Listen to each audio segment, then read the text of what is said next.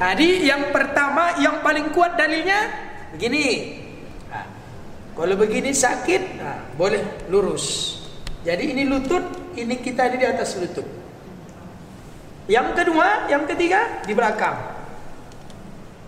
Yang keempat ke depan. 1, 2, 3, 4. Boleh diikut.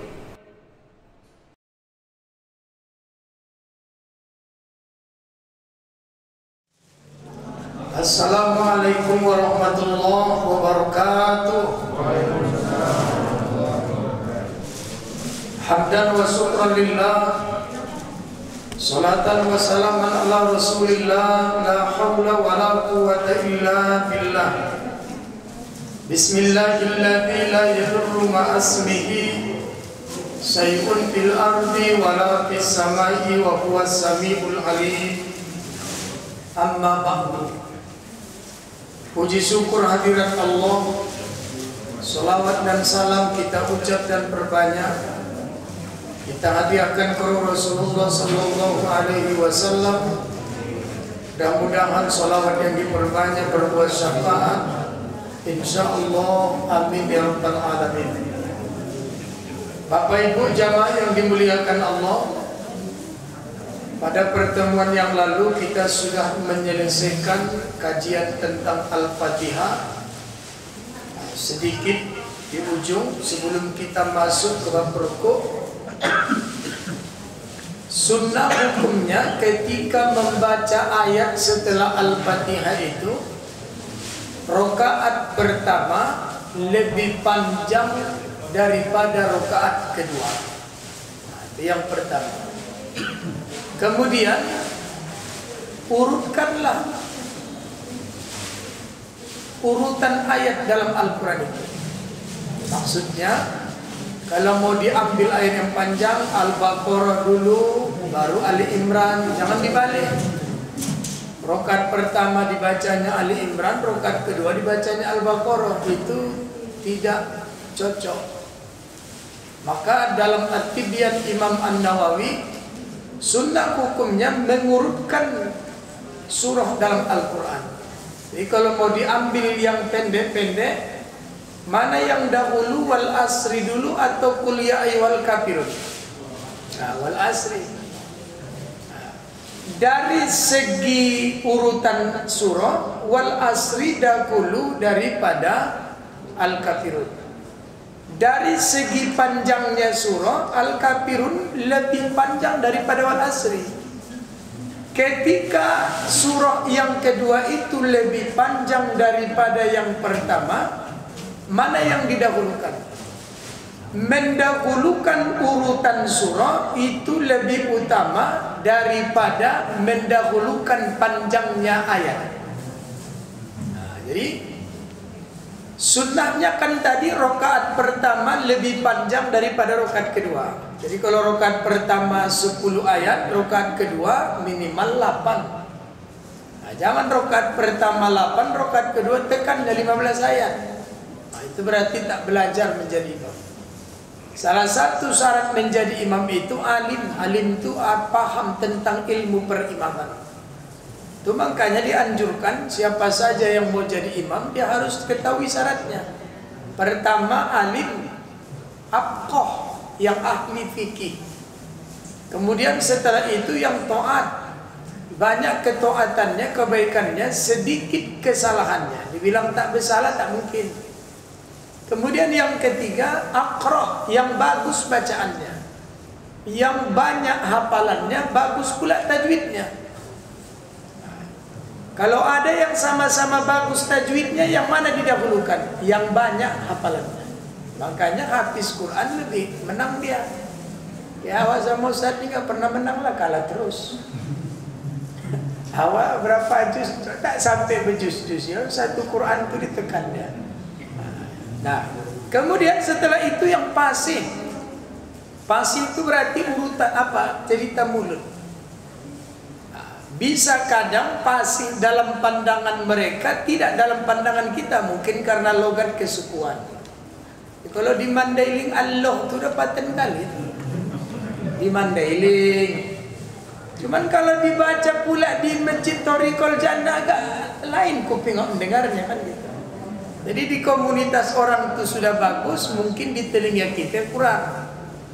Nah, jadi yang pasti dan harus bisa membedakan 3 huruf yang berdekatan.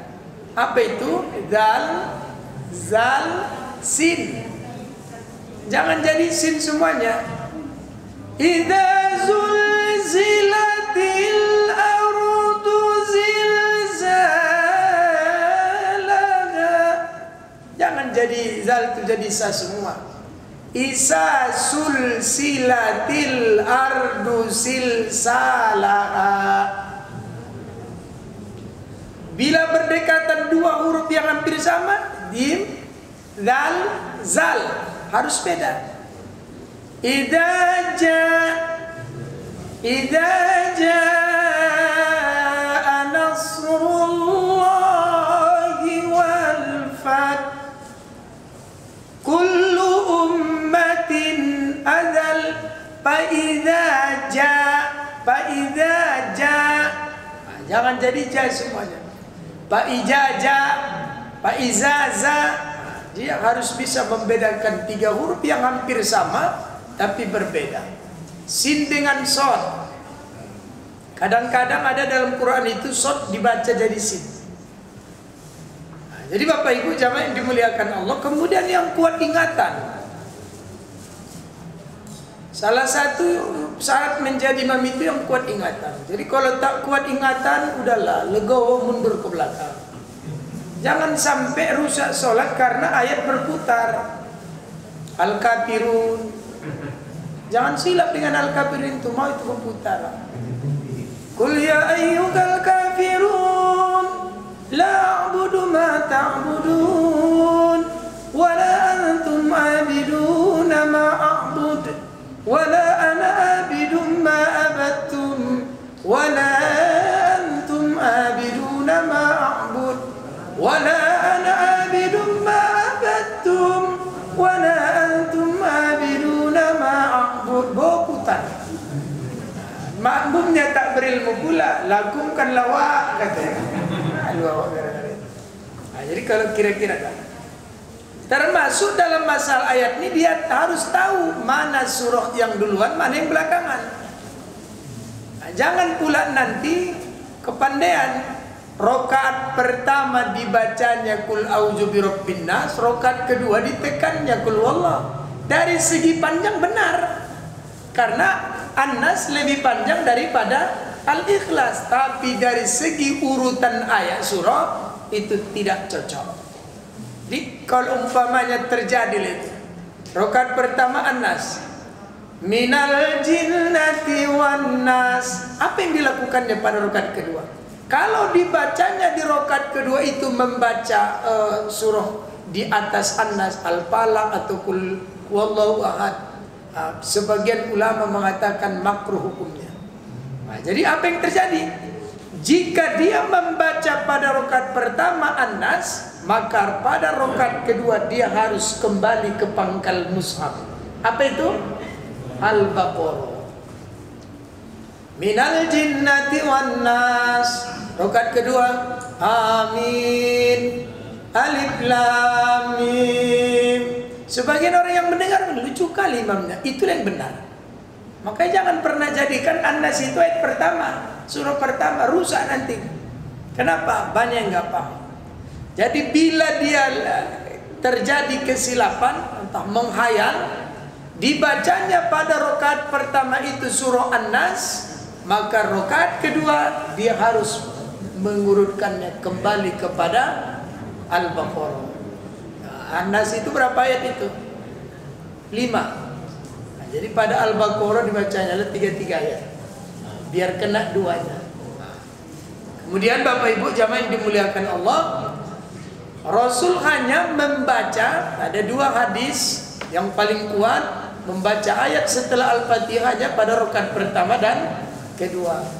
Tapi menurut ulama-ulama Syafi'i, diantaranya Imam Nawawi, tetap sunnah tapi tidak muakkad pada rakaat 3 dan 4 membaca surah. Jadi kalau ada yang membaca surah rakaat ketiga dan keempat, tidaklah sampai membatalkan sholat, tapi dicarilah ayat yang pendek-pendek. Nah, ya Bapak jamaah yang dimuliakan Allah, selesai saya tengok buku kita itu ke depan menuju ruku hanya sekedar kias-kiasan dan kisah-kisah saja. Jadi setelah selesai bab kita tentang Al-Fatihah, sekarang kita masuk kepada ruku. Nantilah Pak ya, aku tes di rumah biar pakai fokus kita. Manalah Ustaz kampung pula. Tak biasa pakai fokus. Ruku adalah rukun setelah Al-Fatihah. Ar-ruku'u lughatan al-inhina. Ruku menurut bahasa artinya menunduk, runduk, tunduk. Berarti tunduk itu artinya tawadu. Berarti ketika kita berada di depan orang, kita disuruh tawadu. Saat kita berada di hadapan Allah, kita disuruh tadarruk. Di hadapan orang kita rendah hati, di hadapan Allah kita rendah diri. Jadi kalau jumpa orang bu, jadilah padi. Pernah tengok padi? Jadi dulu Pundan Rejo. Udah sampai ke sana. Terus awan lukis yang di Binjai. Banyak padi. Bila diri ingin dikenal, semailah benih di tengah sawah. Bawalah ilmu padi di ladang, tambah berisi runduk ke bawah. Tambah berisi runduk ke bawah. Tambah tua makin tunduk. Bertabur uban, bertabur tohan. Jadi tunduk. Itu makanya Bank BTPN itu lambangnya tunduk. Kan gitu. Tengoklah ada orang karyawan BTPN sini. Saya tanya. Ketika ulang tahun Bank BTPN waktu itu dipusatkan di Bandung. Saya ustadznya.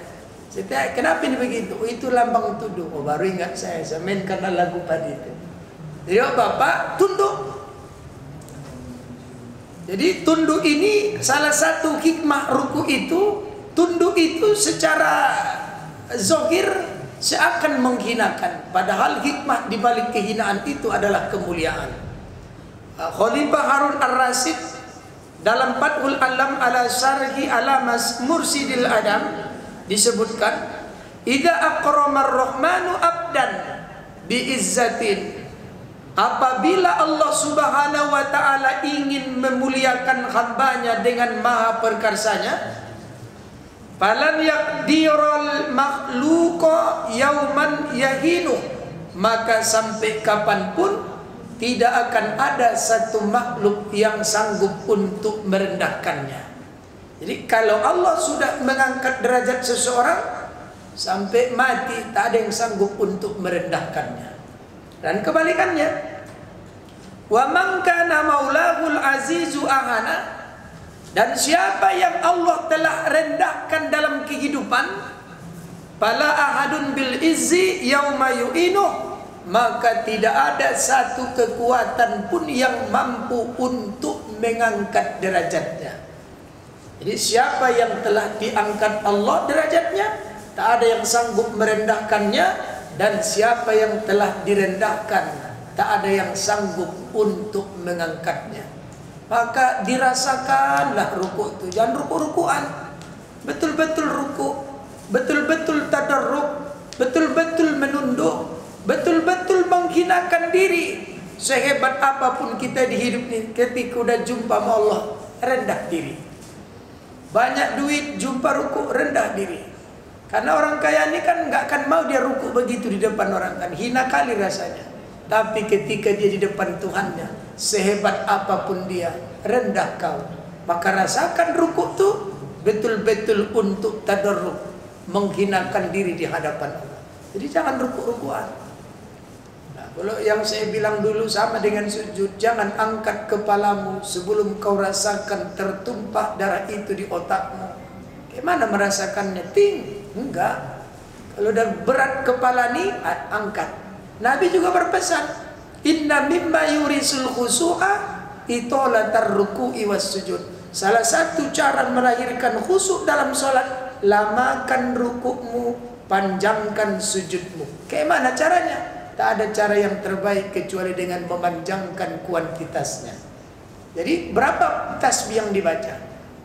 Minimal 3, boleh 5, boleh 7, boleh 9, maksimal 11. Maksimal 11.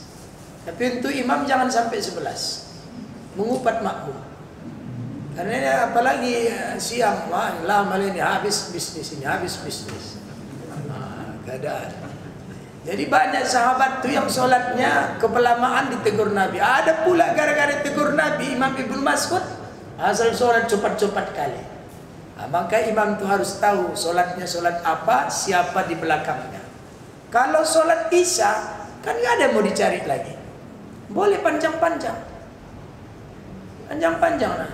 Sekali-sekali coba kita terik dulu nyali kaki kita. Dibikin apa sholat isya itu sampai Yasin khatam? Ngupat nggak sama imamnya kira-kira? Ya sepakatlah dulu bapak-bapak, malam ini kita mau tes kaki. Boleh nggak saya malam ini imam kita khatamkan surah Yasin? Boleh, aminkan sekali-sekali. Ya Nabi kan 60 ayat kan Pak? 60 ayat. Kalau panjang kali udah jangan khatam bagi 2, 40. Sekali-sekali. Jangan kayak masjid Jalan Seksama tuh mentang-mentang hafal dia surah Yasin, ditekannya subuh. Wah, berjatuhan nenek-nenek itu di belakang. Rusuh berhenti salat Pak, kisah nyata. Berhenti. Atau nenek tuh, kau pikir kawannya mau salat di sini, berhenti, rusuh. Karena nggak dipublikasikan, ada videonya. Baru bertanya sama Hasbi, gimana aku menasihatinya? Yang mau ku nasihati seniorku. Dia melakukan, tanya Ustaz yang lain aja lah. Kemudian Bapak Ibu jamaah dimuliakan Allah, wasar'an rukuk menurut syariat, inhina'ul musalli bila inkhinasin bihaitsu tanalu rahatahu rukbataihi. Menundukkan badan bagi seseorang yang sholat sampai kedua tangannya mencengkram lututnya.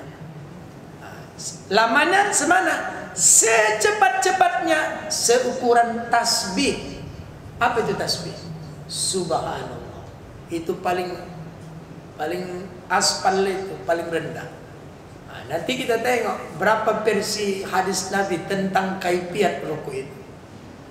Jadi kalau ada orang ruku terpegang dia aja lututnya langsung bangkit, tak usah ribut. Jadi lama standar paling cepat itu ruku, paling cepat adalah sekedar membaca tasbih Subhanallah. Jadi bapak jamaah yang dimuliakan Allah, apa yang terjadi?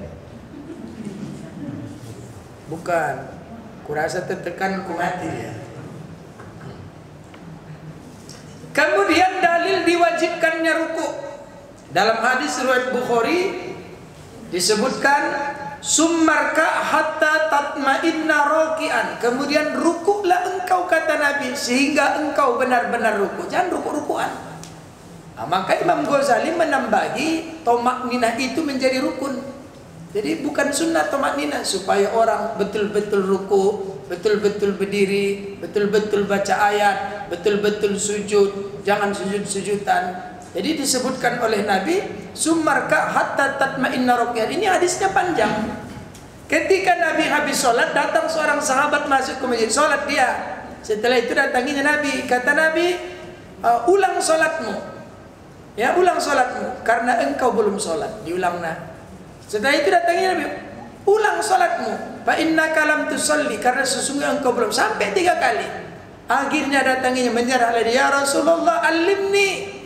Ya Rasulullah ajarilah aku di manalah salahnya sholatku. Baru disebut Nabi hadis ini. Kalau kau sholat, betul-betullah kau bertakbir. Setelah itu rukuklah engkau dengan betul-betul ruku. Setelah itu bangkitlah engkau dengan betul-betul bangkit. Setelah itu sujudlah engkau dengan betul-betul sujud sampai selesai. Di antaranya setiap satu rukun ke rukun lain Nabi memasukkan lapas tomakninah sehingga benar-benar. Maka kata Nabi, begitulah kau bikin solatmu selamanya.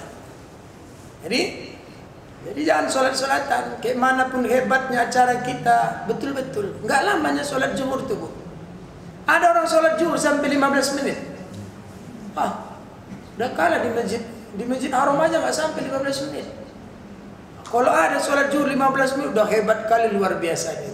Nggak sampai 5 ke 7 menitnya. Kita bikinlah 10 menit. Nah, itu dalilnya. Kemudian syarat-syarat ruku. Syarat ruku yang pertama, ayyasiha ma qablahu minal arkan. Harus sah rukun sebelumnya. Apa rukun sebelum ruku? Al-Fatihah. Jadi kalau Fatihahnya tak sah, ya otomatis rukunya nggak sah.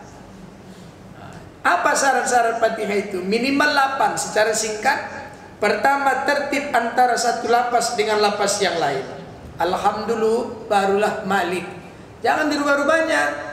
Malik yaumiddin, alhamdulillah, nggak boleh, harus tertib. Sama dengan wudhu kan, cuci muka dulu, basuh muka, baru tangan, baru kepala, baru kaki. Jangan suka-sukanya. Siap muka langsung kuping, kaki, kepala, tangan. Tertib. Nah, kemudian yang kedua, Bapak Ibu jamaah yang dimuliakan Allah, berturut-turut. Arti berturut-turut itu istilahnya mualah. Makanya banyak orang kalau mau menikah itu disuruh kunikahkan akan ku terima. Tidak ada pemisah lapas satu dengan lapas yang lain. Kenapa? Bisa dia menghayal, gara-gara ngayal nggak jadilah ku kawin. Makanya langsung ku terima. Tapi nggak ada itu dalil yang gini-gini kan tangan orang. Apa namanya itu, Pak? Bahasa kampungnya mengontak. Ontak akan tangan mertua tuh kata, Pak. Kok tangan awak, tangan karakter, tangan tua tuh kurus kecil apa enggak? Lepas engselnya itu, ku nikahkan akan ku terima. Apa patah tangan kawan itu tak jadilah ku nikahkan kau, sakit ke tanganku gara-gara. Jadi nggak ada gini-gini. Jadi Bapak jemaah dimuliakan, maka tidak boleh berhenti antara lapas yang dalam waktu yang lama atau sebentar dengan maksud memutuskan bacaan. Nah, itu udah kita bahas itu pertemuan lalu. Saya hanya mengulang-ulang sedikit aja. Yang ketiga, menjaga hurufnya, janganlah salah. Apa contohnya? Ha kecil, jangan jadi ha besar. Alhamdulillah, jangan alhamdulillah.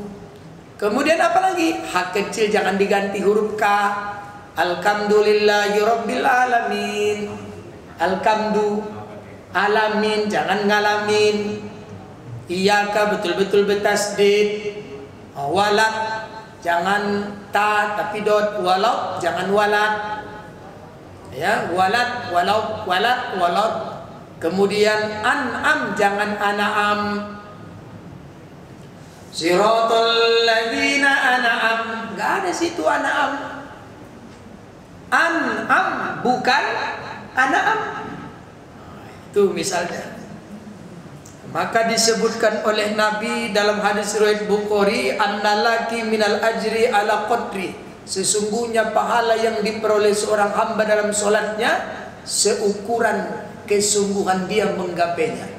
Jadi kalau serius pelajari, serius berubah, seriuslah pahala itu datang. Jadi kalau solat-solatan aja, ya sebatas itulah pahalanya. Jadi Nabi yang mengingatkan, jarang sekali orang solat itu dapat pahala penuh. Yang ada nisfu, separuh, sepertiga, seperempat, seperlima, seperenam, sepertujuh, seperlapan, seperlima, sampai sepersepuluh. Paling hancur sepernol. Jadi yang betul-betul sholatnya dapat asli satu, berat kata Nabi. Nabi langsung bilang, orang yang sholat itu hanya dinilai Allah nisfu. Kalau dapat separuh, udah luar biasa itu hebatnya. Untuk memperoleh derajat satu saja berat. Maka kata Nabi, anda lagi minal ajri ala qadrin. Apa namanya? Pahala yang diperoleh seorang hamba dalam sholatnya seukuran keseriusan dia menggapai fadilah itu. Bagaimana cara seriusnya? Belajar, jangan malu bertanya. Jadi kalau sekedar ya udah sholatlah penting selesai. Sebatas itulah dapat dia. Kemudian memperhatikan tasdifnya. Pada Al-Fatihah itu ada 14 tasdif, Bu.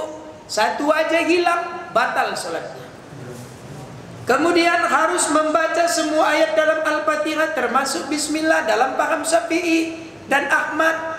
Menurut Imam Maliki dan Hanafi tidak bagian dari situ. Udah kita jelaskan perbedaan itu. Ya.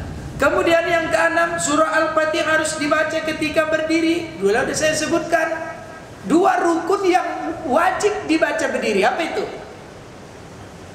Pertama takbiratul ihram, yang kedua Al-Fatihah.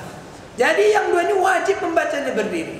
Jadi kalau orang yang memiliki kekurangan, tak sanggup untuk sholat berdiri, maka dia harus memaksa berdiri minimal 2 tempat saja.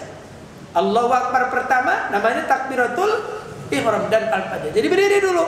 Allahu Akbar, masih sanggup berdiri, ikut baca Fatihah. Enggak sanggup baru duduk. Jadi jangan langsung duduk. Bapak takbirnya berdiri enggak? Baru duduk kan? Fatihah langsung duduk. Berarti kan tergantung keadaan.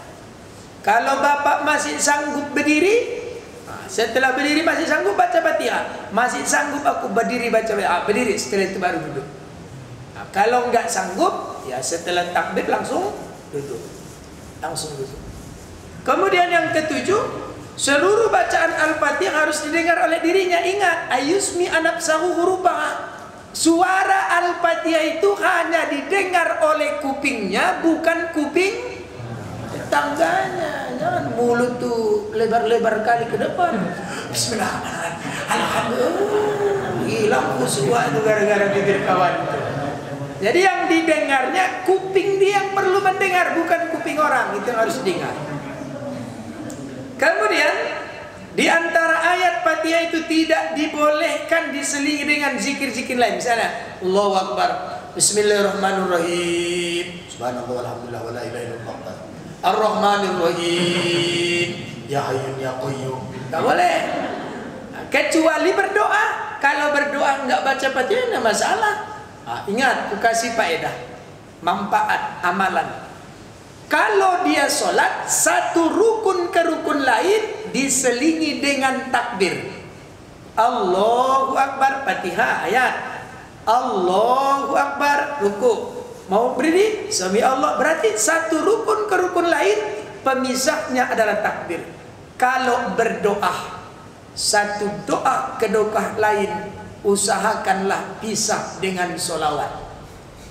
Orang yang bersolawat, Allah berikan padanya 4 kemuliaan. Satu di antaranya hajatnya dikabulkan Allah. Jadi nggak usah pun sebenarnya berdoa aman, tapi kan nggak bisa karena ada perintah disuruh berdoa. Nah, jadi bagaimana cara mengamalkannya? Amalkan Qur'annya, amalkan hadisnya. Bagaimana caranya? Alhamdulillahirabbil alamin, wassalatu wassalamu ala asrofil anbiya'i wal mursalin wa ala alihi wa sahbihi ajmain. Rabbir firli wali walidayya. Allahumma sholli ala Muhammad. Setelah itu apa yang diminta? Allahumma a'inni ala dzikrika. Allahumma sholli ala Muhammad. Apa lagi? Selamat. Allahumma inni as'aluka salamat. Allahumma sholli ala Muhammad. Apa lagi? Allahumma qtim lana bi husni. Allahumma sholli ala Muhammad. Apa lagi? Allahumma innaka afuwwun karim. Allahumma sholli ala Muhammad. Satu doa ke doa lain pisah dengan solawat. Kalau solat dengan takbir, kalau doa dengan solawat. Pernah gue bikin begitu? Mulai malam ini bikin. Usah takut-takut. Ya, solawat ada nggak dalilnya? Ada. Berdoa ada nggak dalilnya? Udah, kabung.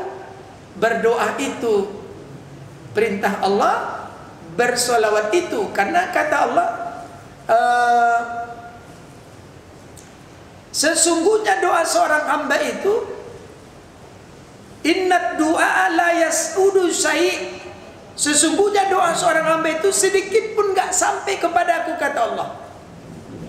Ya, sesungguhnya doa seorang hamba itu tidak sampai kepada Allah hatta tusalli ala nabi, sehingga yang berdoa itu bersolawat dia kepada nabinya. Jadi kalau mau doa itu dikabulkan Allah, 3 yang jangan dilupakan. Pertama, puji Allah, alhamdulillahirabbil alamin. Setelah itu yang kedua, solawat diperbanyak, Allahumma sholli. Yang ketiga, doa ibu bapak.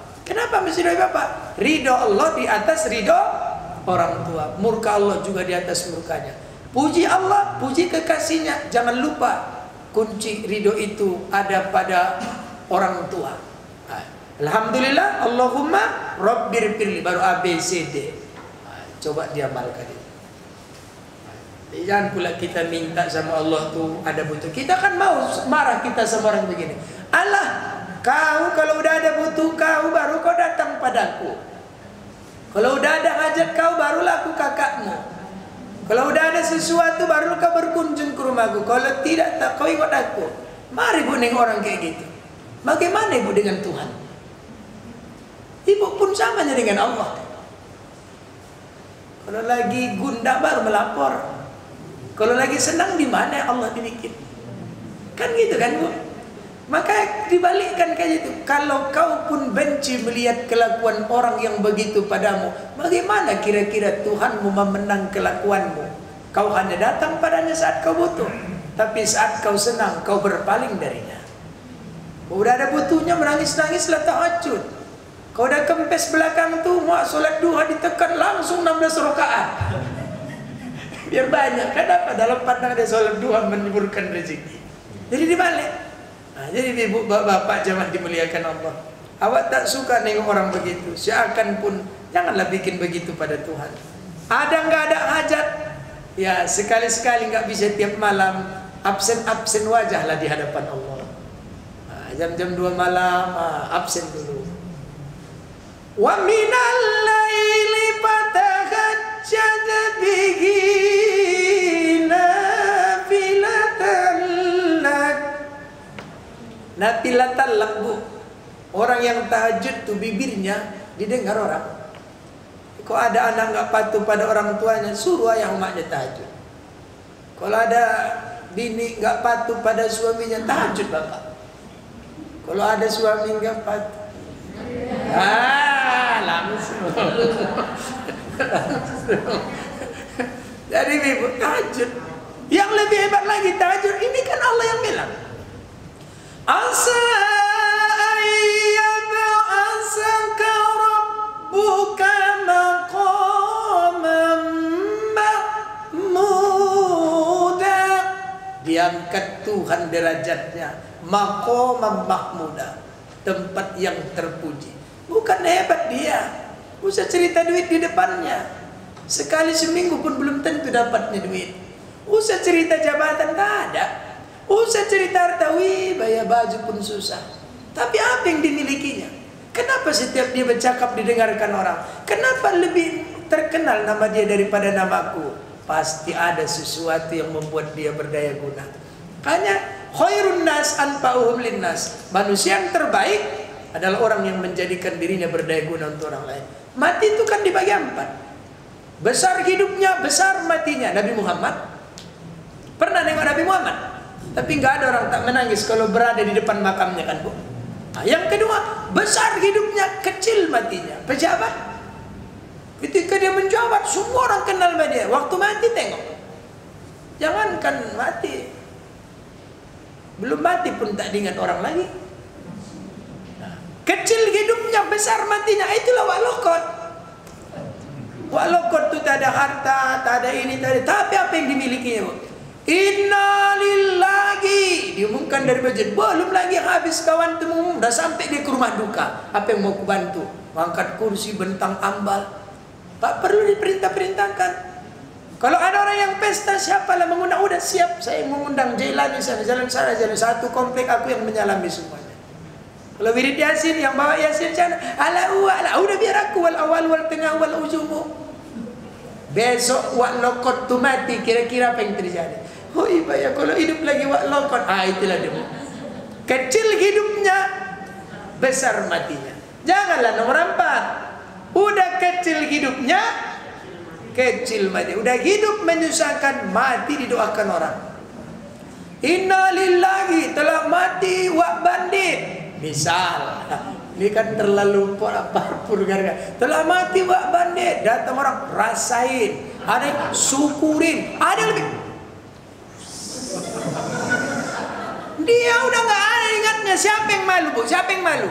bininya, anaknya, menantunya. Sempat dibilang kayak mana sakitnya hati awak.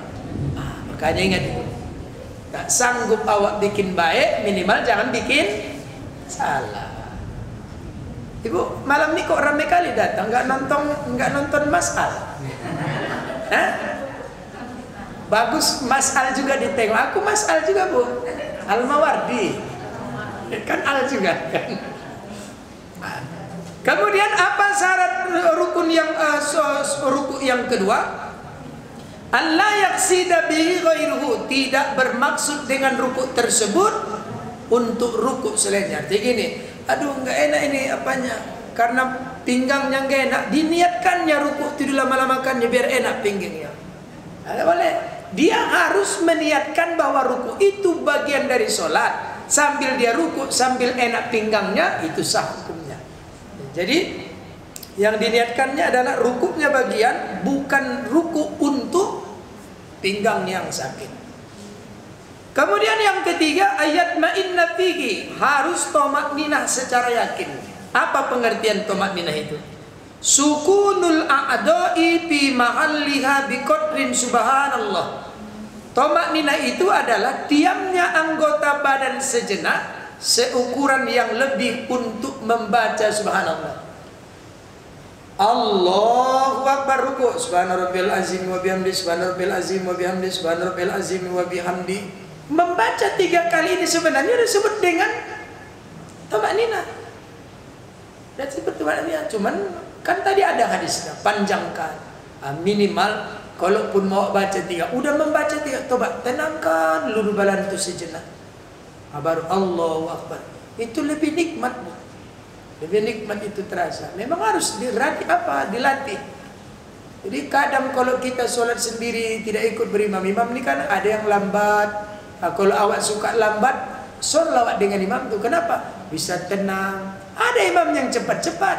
Awak biasa sholatnya tenang-tenang, kan udah nggak nikmat lagi di belakang. Terakhir malas dia ke masjid, ngapain? Kok dia imam? Ada tomakninahnya. Terakhir awak pun ikut-ikutan dia katanya.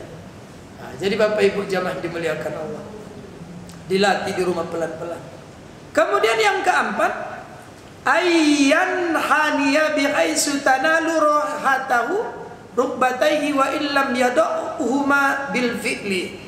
Harus menunduk yang sekira tangannya dapat menyentuh kedua lututnya walaupun tidak tersentuh. Begini. Kalau begini kan betul-betul tersentuh ini. Jadi kalau sekiranya begini, Allahu Akbar, gini saja dia, gini saja. Itu sudah sah. Sudah sah. Karena tadi ukurannya adalah sekira membaca subhanallah, itu sudah sah. Tapi jangan bikin begitu. Ini yang harus diingat. An yakuna ghairi inkhinasin, tidak dengan cara inkhinas. Mahwal inkhinas, jangan rukuk inkhinas.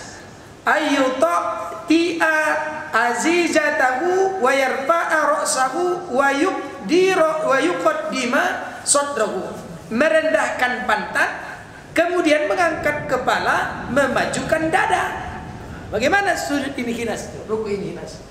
Ini, tengok Bu. Ini yang paling banyak. Inkhinas itu ada orang rukuk kayak gitu?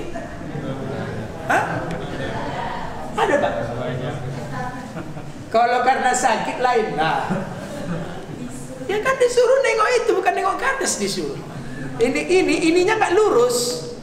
Ini loh orang ini loh. Ya kenapa disebutkan itu? Saya belajar inkhinas ini penting Bu, membaca kitab itu. Kayak mana inkhinas itu? Semalam kan kami mukernas di Dehil Sibolangit. Datang guru saya dari Mustafawiyah Syekh Mahmudin Parasim. Oh, cocok kali. Ayah, tolong jelaskan ini padaku. Itulah dipraktekkannya. Oh, itu banyak ku tengok di masjid-masjid. Enggak orang tua, enggak anak muda. Kenapa? Penting rukuk. Kenapa? Kebiasaan. Satu lagi yang paling dilarang Nabi itu, naha ayyuzabbahur rajulu bis salati kama yuzabbahul himar. Janganlah rukuk seperti rukuknya paling banyak. Gimana rukuk onta itu? Allahu Akbar, nungki. Kalau ini dipegang nggak mungkin kayak gitu kepalanya. Berarti yang dipegangnya bukan lututnya. Dengar Pak, tengok. Mana tahu ada bapak kayak gitu. Allah, ini yang dipegangnya. Ini yang dipegangnya. Kalau ini dipegang, nggak akan mungkin bisa kayak gitu. Kayak mana bikinnya kayak gini? Nggak mungkin, sakit tangannya. Tapi kalau ini yang dipegangnya, jadi itu. Ini yang paling dilarang Nabi nih. Namanya yuzabbahul himar. Jangan rukuk seperti rukuknya onta. Karena onta itu Bu, sujud sama rukuk sama itu duluan kepalanya.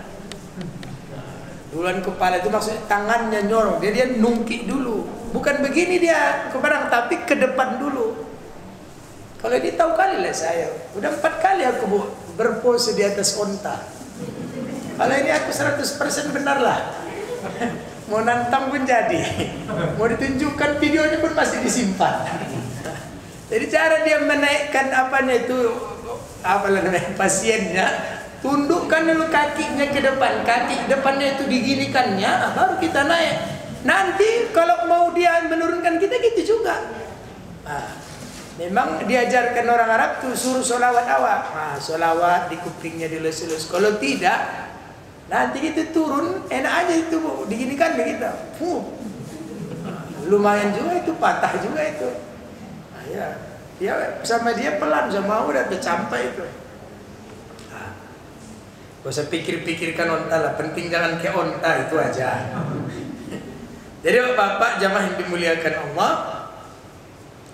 jadi yuzabbih itu dalam kitab Al-Bayan disebutkan, Al-Bayan fi Imam Syafi'i disebutkan menundukkan kepala pada saat rukuk terlalu berlebihan. Berarti nungki. Kalau ini banyak aku tengok Pak. Di masjidnya ada? Ada CCTV biar kita tengok. Ada, udahlah, penting ada. Yang kayak gitu berubah, itu saja. Siapa yang merasa rukuknya seperti itu, ayah, oma, berubahlah ya. Ya jangan bikin kayak gitu lagi. Karena jelas dalilnya. Ya, jangan dibuat lagi. Sakit pun minimal, kan ada 3 dalil meletakkan tangan dalam lutut tuh. Nanti kita jelaskan. Maka begini, sholat itu bukan kuantitas, kan kualitas. Maka disebutkan dalam syair, al-fauzu la ya'ni da'iman annakal awal. Kemenangan itu, kesuksesan itu tak harus kau itu menjadi yang nomor 1. Lakinnahu ya'ni annaka afdal min qabli. Tapi kesuksesan itu, kemenangan itu, kau harus lebih baik daripada sebelumnya. Sama dengan kaji kita malam ini. Kalau ada bapak udah mendengar petuah Nabi itu besok dibikin lagi, inilah sindiran Imam Ghazali. Apalah gunanya engkau belajar ke sana kemari? Karena sesungguhnya amal ilmu itu, buah ilmu itu adalah amal. Makanya al ilmu bila amalin kal inopa bila bensin.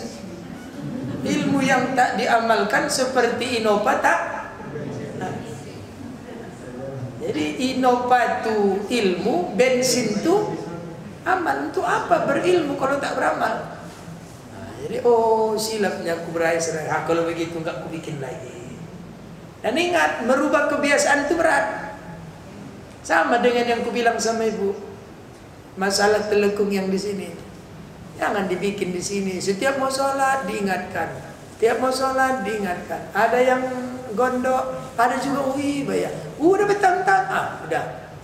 Di depan awak teringat dia. Kalau tak diingatkan, balik lagi kayak gitu. Atau mohon maaf saya ibu, mohon maaf saya sekali lagi. Nak tahu solatnya ibu di rumah, kan suka bertelekung tak berdalaman. Aku makku aja lah contohnya. Bertelekung tak berdalaman, paham maksudnya kan? Karena gerah kali cuaca itu, mati pula lampu AC tak hidup. Aduh, siap mandi, udah tekannya. Iya, kalau telekungnya itu tebal. Kalau telekungnya transparan, pertama transparan berarti menerawang. Yang kedua apa namanya bunga-bunga itu? Berbordir. Kalau bordirnya dilapis aman. Kalau bordirnya bolong berarti batal sholatnya. Aku sama aku almarhum sering ku tegur itu, mak, iya nak, dah. Depan awak, iya, tak ada awak, balik lagi. Kenapa? Udah kebiasaan. Lancar kaji karena diulang, ala bisa karena, dan merubah kebiasaan itu susah benar. Susah benar itu. Hati-hati Bu ya, jangan kayak gitu. Walaupun gak ada, membuka aurat tuh syaratnya gak mesti ditengok orang Pak. Tapi bapak sholat terbuka aurat, enggak ada yang nengok kok, enggak ada. Mau bapak sholat ditengok, enggak ditengok, mau di masjid, mau dalam kamar, kalau terbuka aurat, batal. Jadi enggak ada standar ukuran, kan enggak ada yang nengok. Enggak ada kayak gitu, terbuka aurat. Syarat sholat 8, diantaranya nutup aurat. Berarti kalau terbuka, ya batal lah. Nah, aurat perempuan mana? Seluruh tubuh, kecuali muka. Mana muka? Terbit rambut dagu. Berarti ini kemari? Nah, itu loh. Setiap mau sholat budi ingat. Bapak juga yang ikut belajar, setiap bapak menengok bini sholat, ingatkan ini. Ingatkan, dek, bukan di sini dibikin. Kalau dibikin di sini, ya nampaklah lehernya. Padahal bini awak kadang pun mau sekedar sholat-sholatan aja kan Pak. Penting sholat. Cuman ibu-ibu yang rajin-rajin mengaji Quran ini yang mau berubah tuh. Nah, lain kadang ngaji juga, tapi nanti nengok rekaman. Ya, sampai 4 hari kemudian. Kemudian sunnah-sunnah dalam ruku. Pertama, meratakan punggung pundak atau pundak atau punggung seukuran 90 derajat.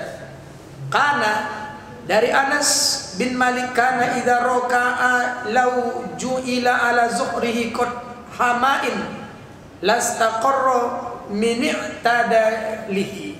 Nabi itu kalau dia ruku, jika diletakkan di punggungnya secangkir air, niscaya air itu tak tumpah karena ratanya. Berarti disuruh rata.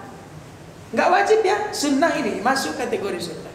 Jadi kalau sholat itu kemana mata? Nah, udah kita jelaskan pertemuan yang lalu kan, pada bab berdiri. Kalau kita di depan Ka'bah menengok Ka'bah. Kalau kita sedang dalam sholat itu sunnah hukumnya fokus mata ini melihat tempat sujud. Boleh pada 4 keadaan tidak melihat tempat sujud. Pertama, saat bertasahud akhir. Asyhadu an la ilaha illallah. Kalau ikut Syafi'i pas illallah mata begini. Kalau ikut Hanafi setiap ada nama Allah. Kalau Maliki langsung at-tahiyatul mubarakatuh shalawatut thayyibatul lillah. Langsung mata itu begitu. Kalau Hambali langsung at-tahiyatul, langsung gini. Nah, jadi ketika ibu tasawuf akhir, mata bukan melihat tempat sujud tapi melihat ujung telunjuk. Berarti boleh tidak melihat tempat sujud. Yang kedua, kapan sholat khauf, perang. Jadi ketika kita perang, mata bukan melihat tempat sujud tapi melihat musuh di mana, musuh di mana, musuh di mana. Jangan gara-gara sholat kena brand. Makanya ganti-gantian sholatnya. Kalian rakaat pertama kami berjaga. Kalian rakaat berhenti kalian, kami pula sholat di belakang. Bukan ganti-gantian. Yang ketiga, di depan Ka'bah. Di depan Ka'bah itu sunnah hukumnya milik Ka'bah bila tidak menimbulkan bahaya. Apa maksud bahaya itu? Memang nengok Ka'bah itu besar pahala dalam salat, tapi kalau lewat wanita Turki itu di depan awak, pas pula waktu mau tawaf rapat di depan Allah, kira-kira nengok Ka'bah atau nengok wanita Turki? Kalau begitu, maka tengok sikon. Dan yang keempat, kapan kita tidak disunnahkan boleh tidak melihat tempat sujud? Berdoa kunut bagi yang pahamnya kunut. Jadi kok begini? Tidak.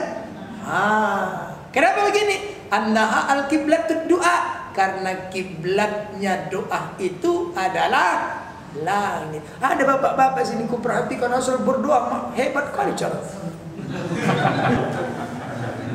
Ada kan Pak? Aku nengoknya. Aku aja cuma begini ya. Berdoa. Berarti penuh kali harapannya itu. Jangan disalahkan, nanti akan kujelaskan. Mengangkat tangan dalam sholat itu versinya banyak. Kadang Nabi berdoa nggak ngangkat tangan. Kadang Nabi berdoa ngangkat telunjuk. Untuk mana nih? Khutbah. Khutbah, doa istighfar. Kalau bapak banyak berdoa, usahakan begini. Allahumma qfirli, kan istighfar kan? Nah, kadang Nabi itu berdoa biasa saja. Pernah Nabi berdoa dalam sholat istisqa minta hujan di Arafah. Kenapa begini? Kayak bapak itu tadi mubalaghah Nabi, penyangatan. Kenapa? Harap kali, ya Allah, mana janji kau ya Allah? Mana janji kau? Sampai nampak ketiaknya. Berarti kan kalau begini nggak nampak ketiak. Begini. Jadi orang salah kadang menyingkapi Nabi itu hanya mengangkat tangan pas saat minta hujan. Padahal dalam Al-Majmu' Asar Al-Muhajim kata Imam Nawawi, hadis Nabi mengangkat tangan biasa itu lebih banyak, kurang lebih 21 dalil daripada Nabi tidak mengangkat tangan. Jadi kalau ada orang tidak mengangkat tangan, ada dalil. Kalau ada orang begini, mana tahu khutbah nanti, Allahumma qfiril muslimina wal muslimat. Jangan ribut, ada dalil. Kalau ada orang begini, ada dalil. Kalau ada orang begini, itulah waktu Nabi minta. Jadi kenapa begini? Harap kali, mana janji kau Tuhan? Jadi kalau ada bapak itu tadi begitu, udah biar. Berarti ada harapan yang belum terkabul. Menunggu bintang dari langit. Misal, jadi nggak usah ribut. Sama berdoa, tangan. Ada begini. Dan ada begini. Ketika Nabi minta hujan itu kan tolak bala. Nabi itu begini, tangannya bukan begini. Ya. Kemudian apa lagi dalilnya? Ada begini. Pernah bapak tengok orang berdoa begini? Ada. Ada begini. Ini yang paling jarang kita dengar. Aku pun, ya, ada juga rupanya dari begini, membalikkan ke depan. Dalilnya menyusul. Ini kusebutkan aja dulu. Jangan malam ditanya, ya. Nanti aja akan sampai pembahasan ke situ. Jadi kalau ada begini dia, lebih dekat lagi ke mata. Ustaz, sebenarnya tangan kita rapat atau begini? Ini kelakar. Ku bilang tergantung apa yang kau minta. Kalau kau minta kacang hijau, begini. Tapi kalau kau minta lemang, cocok. Dah balik ke pangkat. Jadi Bapak Ibu jamaah yang dimuliakan Allah, tengok di mana tadi? Kalau sunnahnya itu ini mencengkram. Ini dalil yang paling kuat. Rata. Kira-kira aku ini udah rata belum? Belum. Mana yang rata? Kepala kan? Kurang begini. Oh, kurang naik? Ya atur aja lah ke malam nih. Jadi mata itu melihat tempat. Nah, nanti dalilnya, biar saya jelaskan. Dalilnya yang paling kuat begini, ya. Dalam beberapa hadis disebutkan. Jadi kalau ada orang berbeda pendapat dengan bapak, jangan nanti ribut, ya. Dalam hadis riwayat Abu Daud nomor hadisnya 858, tangan di atas lutut lebih rendah. Begini. Kan tadi begini. Ini di atas, ini lutut. Lurus. Kalau ada orang begini, itu hadis riwayat Abu Daud. Biasa begini. Satu lagi, dua lagi. Hadis riwayat Ahmad nomor hadisnya 17.080, tangan mencengkram dari belakang. Gini Bapak. Tadi yang pertama yang paling kuat dalilnya begini. Kalau begini sakit, boleh lurus. Jadi ini lutut, ini kita di atas lutut. Yang kedua, yang ketiga di belakang.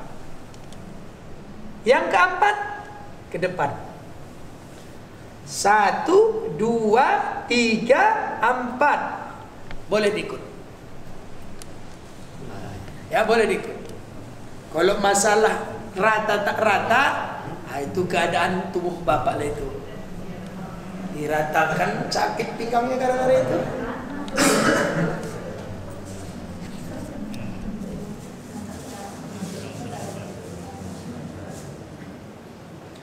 Sunnah juga hukumnya meluruskan kaki, merentangkannya seukuran sejengkal. Sejengkal. Ini kaki lurus, lurus ke barat. Hah? Ada nggak ada orang ibu berondok di situ, nggak nampak nah. Dah, ke depan. Jangan kakinya gini. Ini letter apa ini? Kecuali letter atau begini. Nah, lurus, ya. Kemudian jangan rapat kecuali untuk perempuan. Perempuan itu sunnahnya rapat. Kalau laki-laki minimal sejengkal. Kalau ada yang lebih tinggi, nggak ada apa-apa. Tapi jangan sampai begini kali. Kalau begini kali sholat habis termakan sah. Turannya 20 jadi 10. Orang mau berebut ke dalam karena pakai AC. Nah, kalau begitu rapatkan, kan udah ada perintah imam. Rapatkan. Ukurannya ini dengan ini. Kalau nggak bisa ini dengan ini, faktor gemuk, ini dengan ini. Sama itu berbaris. Apa namanya? Lurus baris, lalu apa namanya? Luruskan. Sab. Baris, angkat tangan. Luruskan begini. Apa selamanya dia begini? Enggak. Ini adalah standar ukuran lurusnya. Nah, begitulah dalam sholat itu standarnya satu dan satu lagi nih. Apakah itu wajib? Tidak. Makanya dalam sholat itu ada kekhusukan. Mohon maaf, saya mohon maaf. Kalau bisa kena, lebih bersaudara, lebih dekat kepada silaturahim. Cuman kadang awak anak rumahan, tangannya kena body lotion terus, kakinya pun begitu. Wah, itu anak simpang lemon, pecah-pecah kakinya, gitu, langsung hilang khusuknya gara-gara itu. Berarti belum bersilaturahim deh. Kalau begitu dalam paham Imam Syafi'i, bolehlah dikasih jarak minimal 3 jari. 3 jari segininya. Jadi bapak jangan dimuliakan. Ibu suka rapat atau suka renggang? Rapat. Betul ya, awas ya. Ini kadang waktu dirapatkan, waktu pula alergi. Makin dirapatkan waktu, makin geser dia ke sana. Nah, janganlah, tak palalah diributkan. Kok dirapatkan rapat, kena kaki kena. Kenapa rupanya kalau kena kaki? Tapi Islam saudara. Gondok dia, kena pijakan waktu sekali. Main-main jadinya sholat itu kan. Nah, janganlah, dalam sholat ada kekhusukan. Gak bisa kita menjelaskan satu kitab, Bu. Satu masalah itu cari dulu beberapa kitab. Cari. Supaya kita jangan terlalu fanatik pendapat. Cari, barulah simpulkan. Ini, jadi yang lain kita salahkan. Siapa kita dibandingkan mereka? Dulu di sini akan ada buku ini. Jemaat tabligh itu kan kitab apanya Fadilah Amal kan. Fadilah Amal itu ada yang sahih, ada yang dhaif, ada yang mungkar, ada yang palsu. Apa kata almarhum Dr. Lahmudin? Itu pengarangnya Syekh Kandalawi, orang India, ulama Hanafi. Walaupun buku itu banyak yang hadisnya yang palsu, ada yang dhaif, ada yang sahih. Kaliber keilmuan Anda dengan dia. Kenapa ulama-ulama dulu itu, Bu, tidak bikin ini hadisnya sahih, ini ada? Kenapa? Sangkan banyaknya amalan dan hafalan hadis di otaknya, tak tahu lagi di mana sahih mana jelek. Dan dia tahu, oh ini untuk Fadilah Amal silakan. Tapi kalau untuk dalil, mana mungkin hadis palsu dimasukkannya menjadi argumen hukum. Tapi kalau untuk Fadilah Amal dibiarkan. Sama dengan Durratun Nasihin. Banyak cerita-cerita yang dibikin-bikin, namanya Israiliyat. Tapi kalau Israiliyat itu untuk menggugah perasaan orang dekat kepada Allah, silakan. Saya ceramah tahun 2004 di Istiqlal Jakarta, Indonesia bersolawat, difasilitasi Pangkostrat ketika itu. Apa judulnya saya bikin di situ? Al-jannatu mustaqotun ila arba'atin nafarin. Ada 4 yang dirindukan surga. Talil Quran, baca Quran. Hafizil lisan, jaga mulut. Mut'imul ji'an, kasih makan orang yang puas. Apa? Oh, lapar. Maksudnya puasa. Wasomi Ramadan, puasa. Ini setelah saya turun, saya dipanggil oleh Imam Besar Istiqlal almarhum Profesor Dr. Ali Mustafa Yakub MA. Ananda, boleh ke perpustakaan saya? Turun kami ke bawah.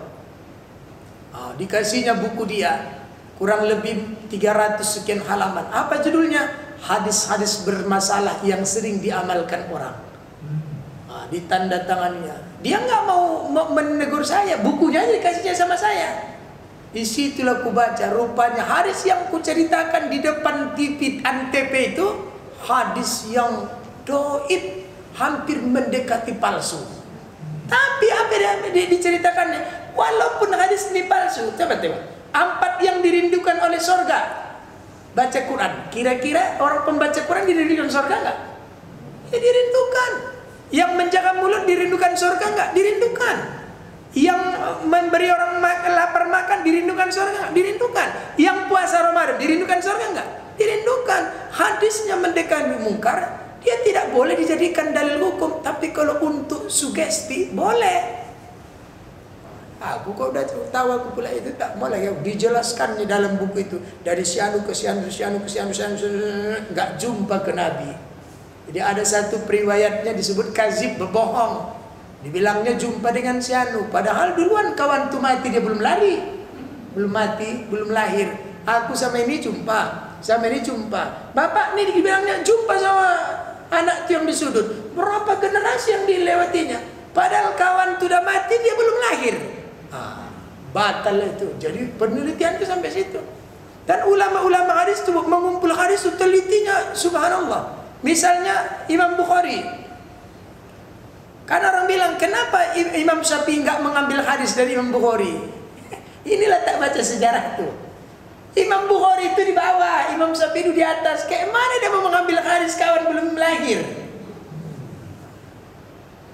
Jadi perawinya dia musnid. Jadi mendatangi siapa penghafal hadis, datanginya. Suatu hari Bu, dia mendatangi seorang penghafal hadis. Tengoknya dari luar ulama penghafal hadis, apa yang terjadi?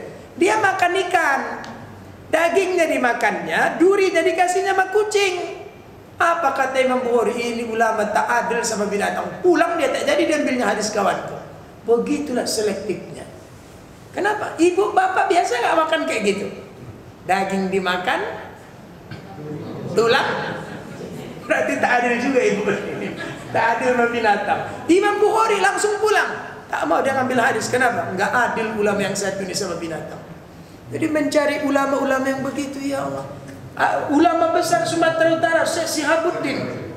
Siapa nggak kenal Syekh Sihabuddin? Suatu hari dia diundang Pangdam di masa itu. Pulang dikasih amplop. Apa Pangdam itu bilang? Ini tuan sekedar ongkos, kos becak. Begitu pula kata Pangdam. Becak dia pulang. Nah katanya, apa ini? Inilah kasih Pangdam ongkos becak, kasihnya semua. Meletup-letup lah kawan tuh. Itu ulama. Jangan ngasih sama aku kayak gitu ya. Adalah sekedar bensin gitu. Tak bisa lah aku belikan kemana-mana itu kecuali bensin aja itu. Wah, mencari ulama kayak gitu berat lah. Imam Syafi'i tahu nggak Bu, kayak mana kewaraannya? Imam Syafi'i sedang berenang. Namanya orang berenang kan capek kan, lapar kan. Tiba-tiba dari atas, tak dari mana itu, hanyut buah delima. Nggak sadar lagi dia, dibuka delima itu, dimakan. Baru sadar, astagfirullah ini kan delima ada yang punya ini. Takutnya dia yang dimakannya itu subhat. Datanginya, dicarinya siapa yang punya delima. Ditemuinya di rumah pengarangan ulama besar namanya Baki. Baki itu guru Imam Syafi'i. Tuan, apa? Tadi aku lagi berenang, haus, lapar, jatuh buah delimamu temakanku. Mohon maaf aku ya, enak kali kau. Apa yang harus kulakukan? Kau harus menjadi budakku 3 bulan. Rela Imam Syafi'i menjadi budak Baki asalkan diizinkan gara-gara makan itu. Udah 3 bulan. Sesuai dengan kesepakatan udah 3 bulan. Enak kali kau, masih ada lagi. Apa lagi? Kau harus menikahi anakku. Wah, ini namanya sengsara membawa nikmat ini. Kau jangan bangga dulu kata Baki. Anakku itu tak punya mata, tak punya hidung, tak punya mulut, tak punya kuping, tak punya kaki. Dia memang udahlah. Mana lagi demi menebus? Okelah aku nikahi. Itu ditengok perempuan tuh, cantiknya subhanallah. Kenapa kau bilang tak punya mata? Ini anak ni lahir meninggal omaknya. Akulah omaknya, akulah ayahnya. Aku tahu siapa dia. Dari lahir sampai tahu aku seakan dia tak punya mata. Kenapa? Tak pernah matanya dibikin untuk maksiat. Itulah Imam Syafi'i itu. Ibu lagi berenang, hanyut, kira-kira durian, gimana itu? Lepas satu di rame-rame, lepas makan bekas. Itu warak. Jadi warak itu bisa menjaga makanan. Jangan bapak bikin warak itu orang yang saat jalan begini. Bukan begitu warak. Warak itu orang yang tidak berhati-hati dalam urusan hukum. Halal haram, subhat, tak mau dia, takut dia mengkonsumsinya. Dah.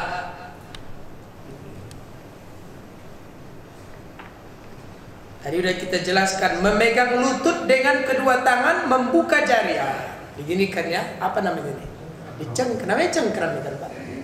Dicengkram, itu sunnahnya. Kemudian melihat tempat sujud. Tadi sudah jelas, karena Nabi yang bilang, ketika sujud itu arahkan apa? Ij'al basaraka haitsu tasjud. Arahkan pandangan matamu ke tempat sujudmu saat kau sholat. Kenapa? Itu makanya hukumnya makruh, hukumnya memejamkan mata ketika sholat. Boleh pada 3 keadaan. 1, boleh memejamkan mata dalam sholat ketika memejamkan mata itu tidak menimbulkan darurat atau bahaya. Jangan pula lagi mencing mata gitu sujud dan nunggu kawan itu dari bawah.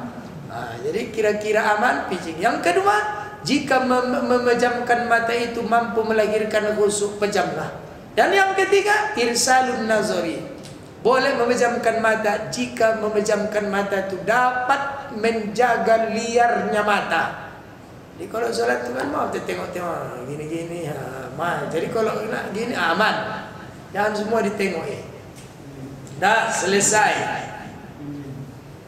Kemudian Bapak Ibu yang kelima, ada satu lagi nih banyak, menghadapkan jari ke kiblat sama kayak tadi. Nah, dan yang terakhir membaca zikir ruku. Apa zikir ruku itu? 2 versi hadis. Satu hadis yang sahih, Subhana rabbiyal azim tanpa tambahan wa bihamdi. Subhana rabbiyal azim. Surah apa itu? Al-Waqiah ayat terakhir kayak mana? Fasabbih bismi rabbikal azim. Jadi ketika Bapak membaca surah Al-Waqiah terakhir, ketika membaca surah Al-Waqiah ayat terakhir, fasabbih bismi rabbikal azim. Baik, bertasbih Bapak. Subhana rabbil azim, subhana rabbil azim, subhana rabbil azim. Ya.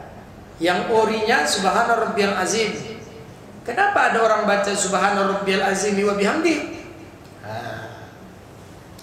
Ketika turun surah Al-A'la ayat 1, sabbihisma rabbikal a'la, maka itu menjadi bacaan ketika sujud. Subhana rabbiyal a'la, subhana rabbiyal a'la, tanpa wa bihamdi. Apa hukum menambahi wa bihamdi ketika membaca ruku dan sujud? Ada kan orang subhana rabbiyal azimi wa bihamdi. Ada waktu sujud subhana rabbiyal a'la wa bihamdi. Apa hukumnya? To be continue. Kita lanjut episode yang akan datang. Aku takut Bapak nanti kelamaan, gak masuk lagi di kepala. Oke ya? Jadi malamnya sampai itu.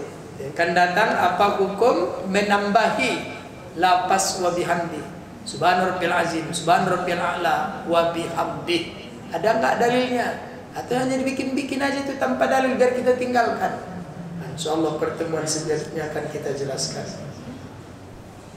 Ada mau ditanya?